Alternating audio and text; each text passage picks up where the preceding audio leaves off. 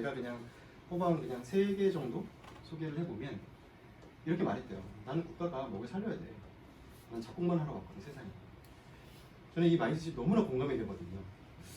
나는 뭔가 먹고 살기 위해서 일을 할 필요가 왜 있어야 되지? 이런 생각을 항상 갖고 다니는 이제 어떤 그런 굉장히 보헤미안적인 이런 생각을 했었고, 공부나 노동 이런 거예요. 근데 이제 이게 뭐 자기가 하고 싶은 공부나 노동을 얘기하는 게 아니라 목표를 갖고 혹은 생계를 위해서 어떤 목표를 갖고 그 사이에서 내가 이 과정에서 하고 싶지 않은 뭔가를 하는, 이거를 굉장히 혐오하는 거죠. 마지막으로는 돈도 가져본 적이 없고 친구와 함께 살고 카페에서 보내고 단명하고 병들고 이렇게 됐었습니다. 그러니까 어떻게 보면 이 외에도 여러 가지 얘기들이 나오지만 굉장히 이 세상에 그 신해철 옛날에 그 노래 중에 겨울에 깨어난 매미 같다라는 어떤 그런 가사가 있었어요. 매미가 원래 여름에 깨어나는, 겨울에 깨어난 매미 같은 느낌으로 세상을 사는. 그리고 와서 이제 딱히 나는 돈을 벌고 생계를 이어가는 어떤 그런, 이 세상을 막 되게 열심히 살아야 되는 사람이 아닌데 그렇게 살기를 뭔가 강요받고 있는 항상. 근데 이제 항상 그 어떤 갈등을 갖고 있었고, 삶이 어려웠겠죠. 아무리 보헤미안이라도 먹고 살기가 힘든 게, 그게 사람이 누구나 어렵잖아요. 그래서 뭔가 세상에 속하지 않은, 그래서 이 사람 슈베르트의 곡들은 특히 그 방랑자, 나그네 이런 곡들이 많잖아요. 방랑자 환상으로, 오늘 들으신 거 겨울 나그네 이런 것, 그 내용들도 굉장히 너무나 그 가슴이 시리고 찢어지는 그 내용들을 하고 있다.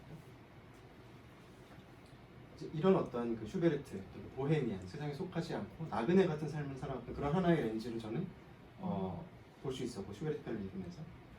그리고 이 책은 이 숀버그가 평론가이기 때문에 이 작곡가의 음악을 들을 때 어떤 거를 가장 중점적으로 들어야 되는지에 대한 단서도 하나 제공해 줍니다.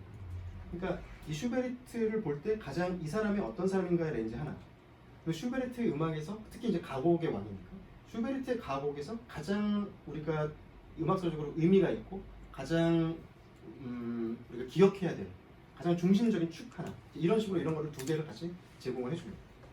그 다음 축이 요건데요. 돌발의 대가라는 표현을 썼어요. 그러니까 이제 이게 이제 그 가곡을 지금 겨울 나그네 사실은 맨 마지막 곡을 해설하는 부분인데요. 조를 자유롭게 넘나든다는 얘기를 했고, 그 조를 자유롭게 넘나드는 이유가 가사의 단어나 어구가 강조되도록 하기 위함이라고 했어요. 그리고 갑자기 그러니까 이 조를 바꾸는 수단으로 돌발성을 일으켜서 사람들한테 어떤 감화를 일으킵니다. 그런데 그 감화라는 것은 가사의 단어와 어구를 더 잘 표현하기 위한 것이라는 거죠. 그리고 돌발이라는 것을 정의하기를 극도로 참신한 동시에 극도로 필연적인 일탈. 필연적인 일탈이라는 것이 그 조가 바뀌는 것들. 이걸 이제 음악적으로 그렇게 해석을 할 수가 있을 것 같은데요.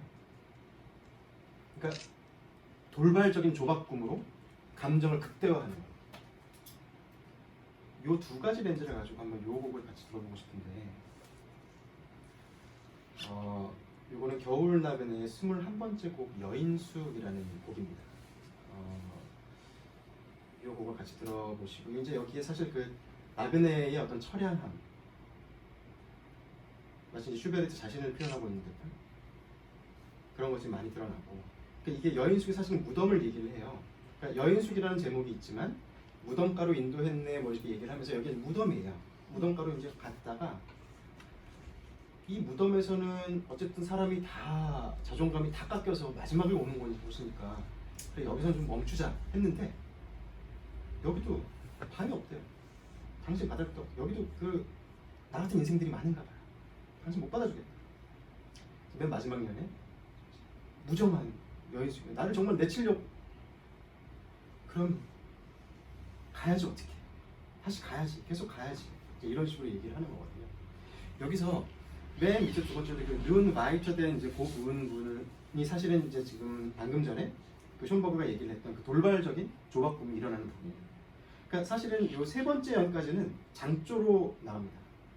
굉장히 체념적이면서도 이렇게 좀 이렇게 안정적으로 나가다가 여인숙한테 이제 화내는 장면이잖아요. 맨 마지막에 무정한 여인숙한테 이렇게 하면서 단조로 가서 정말 나를 내치겠다는 거예요. 그 다음에 이제 그냥 가자라고 할 때 테너도 굉장히 힘을 줘서 얘기합니다. 눈 화이트네 눈 화이트 하다가 다시 갑자기 장조로 바뀌어요. Mind throw your thunderstop 이렇게. 그러니까 이게 얘가 사면을 보면은 내가 지금 쓰러지 일곱 직전이고 치명상을 입고 죽게 생겼는데 나를 가라고? 그럼 어떻게 가야지? 뭐 받아주질 않는데 나그네잖아요.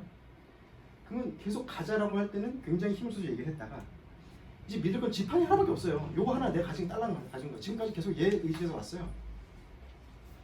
얘한테 얘기할 때는 다시 장조로 바뀝니다. 내 충성스러운 지팡이야. 근데 다시 또 반복을 해요. 다시 눈 바이터. 맨 밑에 두 번째로. 요거만 반복이 되는 거예요. 눈 바이터, 눈 바이터, 마인 하면 다시 장조. 내 충성스러운 지팡아 이렇게. 그러니까 이게 굉장히 내가 가자고 하지만 지팡이야 가자 이렇게 하는 게 아니라 가자 충성스러운 지팡이야 이런 정서거든요. 안 그러면 어쩔 거야. 이 체념적 내가 여기서 다 힘을 빼면 이제 앞으로 더 못 갈 것 같은데. 그러니까 그 정서를 조바꿈을 통해 표현하는 그 장면을 한번 들어보시면 좋을 것 같아요.